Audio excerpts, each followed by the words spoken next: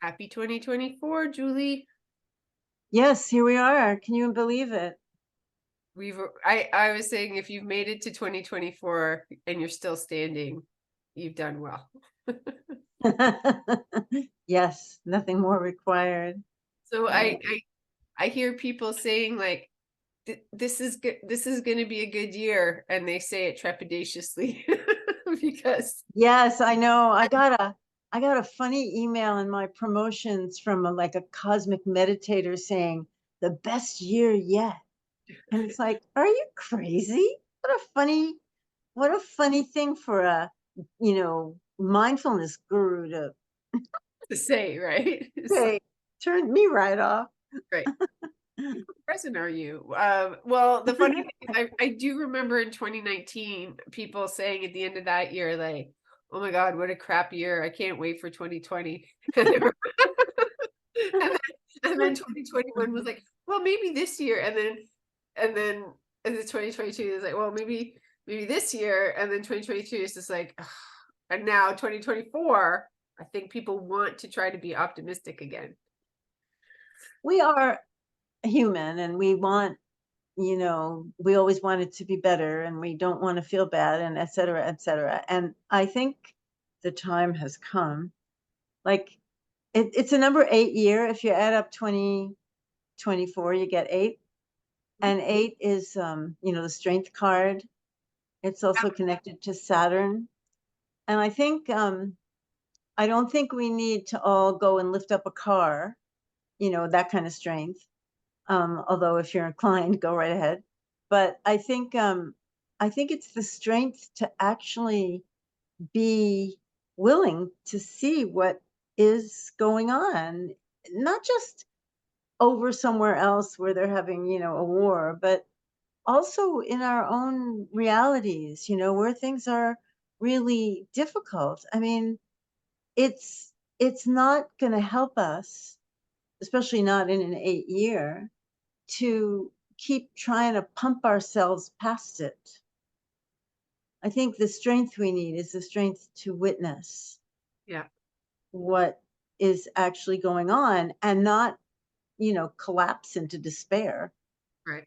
Yes, right? I don't think it's about witnessing it and, and then jumping off a bridge or something. that's good. No, not at all. Yeah. Not at all. We are carrying the world forward and we're not in control of where it's going. And we're definitely not in control of where it's going this year. I mean, Uranus, there are three things, I guess, that 2024 has. Sure, I'm leaving something out, but Uranus conjunct, or Jupiter conjunct Uranus in four things. Jupiter conjunct Uranus in April, Pluto going into Aquarius again and on the 20th of January, Jupiter square Saturn, the second half of the year, and Mars retrograde, end of the year. Okay. That Right. is, So in the first part of the year, we have Pluto going into Aquarius on the same day. So it's really interesting. I mean, astrology tells a story, and I'm telling you what that story is, but you can make your own version of this up. The exact conjunction of the Sun and Pluto is on the where am I? The Sun conjuncts Pluto on the 20th of January at 8:46 a.m. at 29 degrees 59 minutes of Capricorn. my goodness. 29:59. It is the ultimate threshold degree. It sounds very powerful.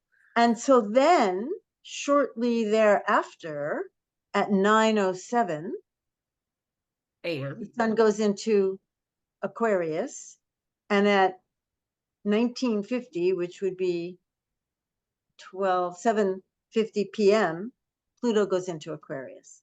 Wow. But they are meeting at Right. 29:59 Right on of the threshold Capricorn. of Capricorn. Yep. So they're telling us that we are not done. We are not done with crumbling infrastructure. Right. We are not done with people who want to build highways and destroy landscapes and species, etc. Right. Not naming any names, but you know, we're not done with that. We're not done with any of the stuff that has to do with living as if the way we live is sustainable, even though we know that it isn't. Right. Right? And I mean, what can I do? I can have a heat pump. Right. I can eat local food when it's available. Do you know what I mean? Like it's very little. I can take care of my garbage as best I can. Right. Whatever, right? So the sun conjunct Pluto at 29 degrees is showing us that later in the year, in September, from September, I can be exact here, Pluto will dip back into Aquarius on September, why isn't it? Oh, September 1st. So it'll dip back into Capricorn from Sorry, back into Capricorn. Excuse me. Thank you for that. And then it will be done, and it only stays at 29 degrees. So right. it's this exact conjunction that it's reminding us about, and then it goes back into Aquarius on the 19th of November. Oh So my God. September, October, 19th of November, and then it's in Aquarius, and it's not going back to Capricorn. But I see this as, I think 2024 is part of the 2020 cycle, and it's very frustrating because it feels like we just can't get going. We can't get, all these non-binding resolutions about fossil fuels and ceasefires. It's like, it's so distressing, Yes. right? But in 2025, Pluto in Aquarius, Uranus in Gemini, Neptune in Aries, Saturn in Aries, like big time different energies Right. changing, and Pluto gets there a little ahead of the game, but that's fine with Pluto. So the I think that we have to understand that the revolution isn't here yet. Okay. Which isn't that we shouldn't protest or we shouldn't do what we can to bring it on. We have to do that. But it's very easy to think, well, it's always easy when you're human to think it should be different than it is. That is the condition. Right. But I think that story of the 20th of January is so powerful. Yeah. 2959, it's the ultimate. All the shamans in the world should be standing on all the thresholds of the world. Yeah. Good. Yes. Yeah. That is a powerful threshold, because just to reiterate that Capricorn, or Pluto, has been in Capricorn since 2008, and Pluto is the planet that brings destruction, transformation, and rebirth. And so 2008 was the housing crisis, which started to show the underbelly of the financial crisis and the financial system. So that's what Pluto does. It's like, oh, look at this corruption, and continues to continues to bring up what is corrupt so that it can be seen. Absolutely. Pluto loves that word. Which word? Destruction? Corruption. Eruption. Pluto loves the word corruption. Corruption. Yes. So it will have done its job uh when it moves into Aquarius up until September, and then it will come back for one more hurrah If it can. Yeah. for another, and then it won't come back again till another 270 odd years, right? I think it's 248, but we'll all be dead and whatever by then. Give or take 40 years. Yeah. So it's a really big deal that Yeah. Pluto is in Capricorn, Yeah. and that it stands right on the threshold, because 30 degrees is the doorway. So it's at 2959, and it's about to go through, and then the sun meets with it. So it's like a Yeah. meet. And think about, the sun is everything light. It's consciousness. It's a daylight. And Pluto is everything underworld. Pluto is the underworld. Right. Very, very symbolic and powerful. And we don't know what it means exactly, but if we take those symbols and we just sit with them, we can start to imagine what that, what that could be, what that will be. And then when it happens, we'll see what it is. We'll be present Yeah, to I it. think we should pay attention on the 20th. Yeah, I just think we should pay attention. I don't know what we're looking for. right. Everybody would have everyone would have a place in their horoscope where 29 Capricorn and 0 Aquarius live. Right. So if that's powerful for you, then, pay attention to what, if you have anything at 0 degrees, pay attention. Yeah. Right. Yeah. And then it will begin its journey through Aquarius, and it will do its very best to show us the corruption and the underbelly of what lives in Aquarius so that it can be transformed eventually. That's right. And the last time in 2023, last year, when Pluto was in Aquarius just from March 23rd to June 11th, it was like wild. It was like some astrologer dropped into the media and said, AI, talk about AI, right? Yeah. Total Yep. Aquarian topic. And it was all over. It was all over the news. It was riotous. Was that like when ChatGPT dropped, Yeah, kind of? Yeah. that was the whole thing. And, it was like, we're all going to be, Battlestar Galactica is coming. For people who've ever seen Battlestar Galactica, the cyber is going to overtake us, and all the scientists saying, we have to stop developing this stuff because it's going to destroy the human race. And I don't know, it might. Those are the people that created it. Say. All right. Yes. I saw a headline today on the front newspaper that said artificial wombs are coming. Oh, isn't that the dream of patriarchy? Isn't that like, science fiction for patriarchs? That seems corrupt to me. Talk about corrupt Pluto. It is corrupt. It's corrupt in a way. I mean, didn't Ursula Le Guin write about that or something? I mean, don't we have Marge Piercy? Didn't somebody prophetic and female write about artificial wombs somewhere? I don't have it in my head. If anyone can think of that, put it in the comments after I you listen. remember that yes, please do. I remember that it was in who is the guy that wrote The Matrix and then he wrote Cloud 9 or Cloud 6 or something? Oh, no, that was a different Cloud Atlas. Cloud Atlas. Yeah, Cloud Atlas. Yeah. Cloud Atlas. Yeah, it was in that. Oh, Yeah. so maybe the people who made The Matrix made Cloud Atlas movie. Yeah, that's right. Yeah. Maybe, yeah, Cloud Atlas. It was in that. Yeah. Right. So it's like a Frankenstein kind of thing. Yeah. Yeah. Anyway, talking about AI. So yes. So remember that movie Junior? Did anyone remember that movie Junior? It was hysterically funny about a guy who carries a baby and gives birth to a baby. Arnold and his baby. Schwarzenegger? Was it? Yeah. Yeah. Yes. Okay. It was very funny, as I recall. It was a kid movie, but it was funny. Yeah. Yeah. Well, those kid movies, they kind of are Yeah. funny. They carry some kind of messages. Yes. Mm-hmm. Mm-hmm. Yes. So Pluto going into Aquarius, and it does tend to go back and forth until it finally jumps in, and then we'll be there for another 20 odd years, right? Yeah. And so that's just starting things off in January. We didn't even talk about the other three things that you brought up, which we'll get into as we get closer, because I think that the Jupiter conjunct Uranus is going to be pretty fun.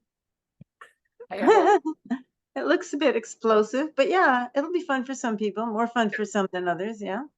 It'll be dramatic in any case. I think it will. I think it will. And I think maybe what we want to talk about is the next 3 new moons. Okay, let's talk about that. Yes. So the first one is January 11th coming up. So there's one in Capricorn, there's one in Aquarius, there's one in Pisces, and they're all at 20 degrees. Wow. Well, that happens in January, February, March. The degrees tend to stay the same, but they're all making an aspect to Uranus. Okay. And then in March, we have the Jupiter-Uranus conjunction. So it's like, and now, ta-da! the big, so it's like the opening acts on the, Yes, and then know that Uranus is the planet of surprises, shocks, rebellions, expect the unexpected, right. surprise, those types of, Yeah, it's revolution and revelation. right. So, uh, uh, each of these aspects, the new moons will all bring some element of revelation, hopefully. Yes. Yeah, So to the them. one that's coming up on the 20th, and everyone's always invited to my new moon Zoom. Just send me You an put email. in the description below, we put a link to that if people want. Yeah.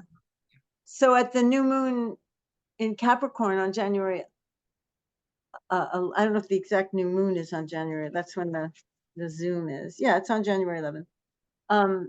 The it's a trine to Uranus. So it feels to me like a time to really, and so it's in Capricorn, and it's a time to really assess your resources. Yeah. Ask yourself, how are you going to manage your resources over the next, at least over the next month? But there is a kind of sense of over the next 3 months, because the one in Aquarius will be a square to Uranus. Okay. Okay. Yeah. And then the one in Pisces will be a sextile. So like we said, it does sound like a bit of a story. Like it starts Yeah. off good, then there's a challenge, Yeah. and then things kind of seem better. But then, as you said, the next month is Jupiter conjunct Uranus, which is actually more of a climactic energy, Yeah. or the big event. Mhm. Um, so that would be interesting. Yeah, definitely. Yeah. So I don't think, I think what we want is to be secure and know that we're going to be okay. Yeah, And I think what we feel is that we're not secure and there's no guarantee that anyone's going to be okay. There's too many people in distress right now for it not to feel like it could be someone I know, or it could be me, like, wow. So I think, that it's really important to find, and this might be what the new moon is good for, to find a way of not freaking yourself out that allows you to look realistically at what you have that sustains you, right. that would not make the world less sustainable. Yeah. Because it's very to your point, it's very earthy signs, right? Capricorn and Uranus in Taurus is an earth sign. It's a lot about shaking up the earth signs, but the new moon is very much about the practical world, and like you said, your finances and your budgets and Your resources, yeah. resources, your sense of security. So it's in a trine, so that's good. So you could get, yeah, I mean, but the conjunction of the Sun and Pluto, is saying we are going forward, but we haven't finished with what we're leaving. We're not leaving behind the past just yet. Right. And so it does sound very much like, it's a different year. But there's some more, like you said, there's some more tumult. We won't really feel like we're like through it and into a new phase until 2025, really. I don't think we're through. I don't think we'll get through anything for 20 years. I think we are in a 20-year moment Right. that is going to have a lot. I mean, it's the same. I think we say this every time, but you can look in one direction and see all the terrible, destructive things that are happening. And you can look in another direction and you can see amazing Yeah. potentials and good ideas, and really awesomely intentioned people who really are not confused or greedy or any of that stuff, Right. Yeah. right? And so it's important, to use your peripheral vision to understand that it's both things are there. Yeah. Yeah. And not to rely on either one, not to freak yourself out with how awful it is, and not to pump yourself up with how great it is. Right. Right. Yep. And to be able to see both at the same time. It's such an awesome, practice. Yes, it is. Because I think that could be said almost any time, right? Like you have to be able to see both. That's right. Right. So it's not necessarily about having a vision board. Right. Because a vision board is just positive. Right? It's the full catastrophe. Full catastrophe living. That's That's right. of the meditation book by Well, John. that's what Zorba the Greek said. I mean, it came from Zorba. Yeah. Yeah. But the meditation, like the need for meditation, the need for finding stillness and finding your inner peace comes from that too, right? That's right. Yeah. Being Because able you can't really find peace if you don't accept the full catastrophe. right. That's true. However, I like the somebody said if we knew what we were in for, we would never sign up for anything, right? So But we got born, so we're here. We're in. we're in it. So yeah, if we keep our eye focused on, keep our eye focused, like not to be swayed either way, either like everything's all good or everything's all bad. Right. Yeah. As Michael Luton says, could be this, could be that. Or the Buddhist parable about fortunately, unfortunately. Yeah, so I like that one. Yes. Favorite ones where we think something happens and we think, oh, that's fortunate, but then that fortunate thing turns unfortunate, and we think, oh, that's unfortunate, but then that unfortunate thing turns fortunate. And so life is just a kind of a series of these things. So it's better just to accept that there's a reason. Yeah, where his son breaks his leg, and that's unfortunate, and then the soldiers come to take him to the war, but because he has a broken leg, he doesn't go, and that's fortunate. Exactly. Yeah, it's a great story. Yeah. So okay, so I think that that's probably enough information for this session, unless you have anything else to add. No, I think that's enough. I think it's enough. I think it's plenty. Mars is in Capricorn, which is a strong place for Mars. And Mars is going to make trines. It's going to sextile. Well, it's sextiling Saturn, trining Jupiter, trining Uranus as it goes through Capricorn. And those are all, yeah, that's kind of like if there's a backbeat to the new moon trining Uranus, Mars would be the backup singers. I like that. That's a good beat, right? To have Mars. It's a good beat, yeah. Yeah, got some let's do it, let's get this done energy. Yeah. Yeah. I think so. Okay. Well, we'll meet again for I think the full moon, and then okay, that'd be great. Maybe we could even meet like just after the 20th, just to sort of check in with that event that happened. That would be great. I wonder if it'll be an event. I just have no idea. Right. On one moment I think, oh, extraterrestrials. And, they discovered some new element or something in outer space. I don't even know what they're calling it, but yeah. Well, it just has this image of like Hades from the underworld going through the door with like Apollo or something, like the two, like you said, the darkest dark and the lightest light going through, or Harry Potter and Voldemort or something. Yeah, something like that. Okay. Okay. Thanks, Julie. Thank you, Sarah. See you next time. Okay.